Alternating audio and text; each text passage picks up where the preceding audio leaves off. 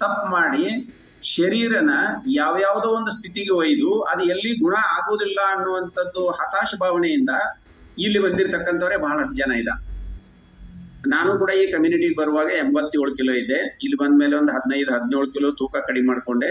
ತೂಕ ಕಡಿಮೆ ಮಾಡ್ಕೊಳ್ಳೋದ್ರೊಂದಿಗೆನೆ ನಂದು ಬಹಳಷ್ಟು ಶಾರೀರಿಕ ಅಸ್ತವ್ಯಸ್ತ ಏನಿತ್ತು ಅದೆಲ್ಲವೂ ಸುಸ್ಥಿತಿಗೆ ಬಂದಿದೆ. ಇವತ್ತು ನೀವು ನನ್ನನ್ನು ಇದರಲ್ಲಿ ನೋಡ್ತಾ ಇದ್ದೀರಿ.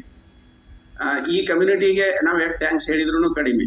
ಆದ್ರೆ ಇಲ್ಲಿ ಬಂದ ಮೇಲೆ ನಾವು ಬದಲಾದದ್ದು ನಿಮಗೆ ನೋಡ್ಲಿಕ್ಕೆ ಸಿಗ್ತದ ಶಾರೀರಿಕ ಬದಲಾವಣೆ, ಆದ್ರೆ ಅನುಭವಿಸಲಿಕ್ಕೆ ನಮಗೆ ಸಿಗ್ತದ ಮಾನಸಿಕ ಬದಲಾವಣೆ. ಮಾನಸಿಕ ಬದಲಾವಣೆಯಿಂದ ಮಾತ್ರ ಶರೀರ ಸಮೃದ್ಧ ಆಗ್ತದ ಅನ್ನೋದನ್ನು ತಿಳ್ಕೊಳ್ಳಾರ್ದೆ ಹೋದಿವಿ ಅಂತಂದ್ರ ಬಹಳಷ್ಟು ಕಷ್ಟ ಆಗ್ತದೆ.